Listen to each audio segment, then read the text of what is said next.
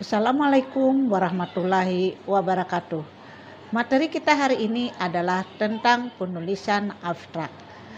Dalam menulis karangan ilmiah seperti skripsi, tesis, disertasi, laporan penelitian, dan artikel, seringkali kita dihadapkan untuk menulis abstrak.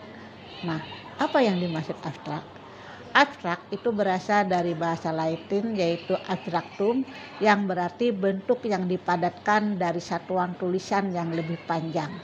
Nah, jadi terkait dengan karya ilmiah ini, abstrak merupakan ikhtisar atau ringkasan dari tulisan panjang seperti pada laporan penelitian, artikel, skripsi, tesis, atau disertasi.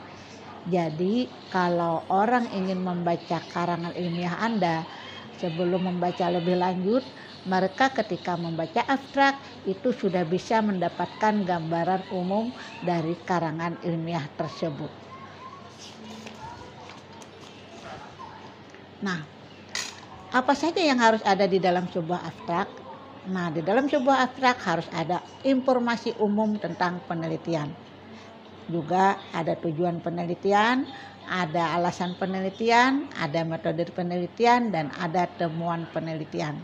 Nah, kalau misalnya informasi umum penelitian, mungkin hal yang harus kita jawab adalah apakah maksud atau tujuan umum penelitian tersebut.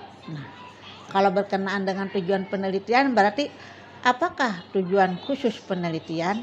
Nah, kalau bertujuan dengan alasan penelitian, mengapa penelitian itu dilakukan?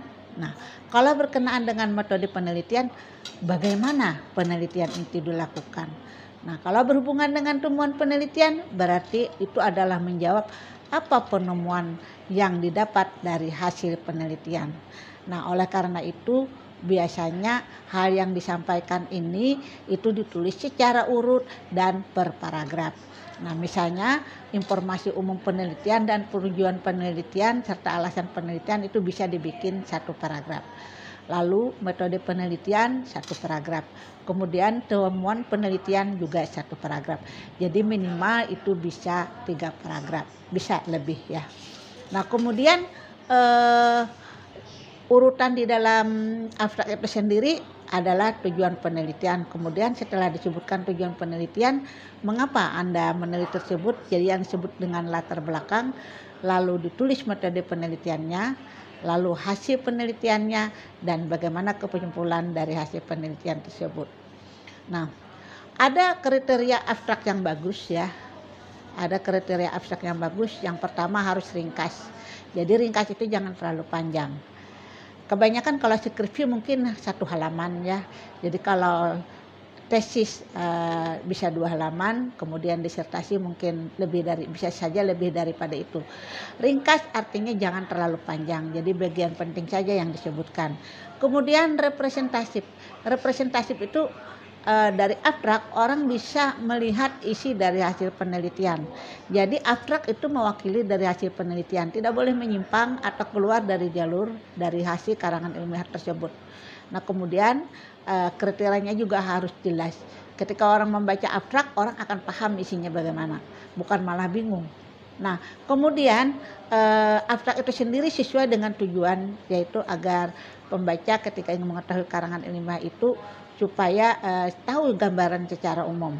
Nah, kemudian abstrak itu sendiri berdiri sendiri, biasanya itu adalah dari halaman muka dari karya tulis, atau kalau pada artikel itu adalah di bagian atas setelah judul. Nah, menurut pakar bahasa, penggunaan bahasa dalam abstrak itu ada 3 jenis kata yang digunakan dalam abstrak berbahasa Inggris, yaitu yang disebut dengan present simple tense, past simple tense, dan present perfect tense. Jadi kalau present simple tense itu penggunaan kata ya. Nah, jadi kalau present simple tense itu penggunaan kata sekarang, past simple tense itu masa lalu, dan present perfect tense itu sudah dilalui atau terjadi. Nah, ada beberapa hal yang perlu Anda perhatikan ketika menulis paragraf ini ya. Yang pertama, paragraf yang Anda kembangkan di dalam abstrak itu harus dikembangkan dengan baik dan dapat berdiri sendiri sebagai unit informasi. Nah, jadi misalnya pada paragraf pertama setelah judul itu disebut tujuan penelitian, lalu latar belakangnya apa. Kemudian paragraf kedua mungkin itu adalah Anda kembangkan, itu adalah mungkin landasan teori sedikit ditambah dengan metode penelitian. Nah, lalu paragraf 3 mungkin adalah hasil penelitian dan boleh ditambah dengan kesimpulan. Nah, biasanya di dalam abstrak ini menggunakan struktur pasif dalam melaporkan hasil penelitian. Nah, juga harus diperhatikan adalah keefektifan kalimat seperti kehematan, kelengkapan, kegramatikalan, kelogisan, dan kevariasan juga perlu mendapat perhatian agar yang membacanya itu mudah memahami ya. Kemudian di dalam menulis paragraf itu juga harus memiliki kesatuan ide dan kepaduan. Artinya kalimat yang disusun itu harus saling berhubungan. Dan yang terakhir, setiap satu paragraf harus berdiri sendiri sebagai unit informasi tanpa bergantung pada paragraf lain. Oleh karena itu, misalnya pada latar belakang itu jangan digabung dengan metode penelitian, atau metode penelitian jangan digabung dengan hasil penelitian. Jadi itu dibikin per paragraf ya. Demikianlah penulisan abstrak yang baik ya. Assalamualaikum warahmatullahi wabarakatuh.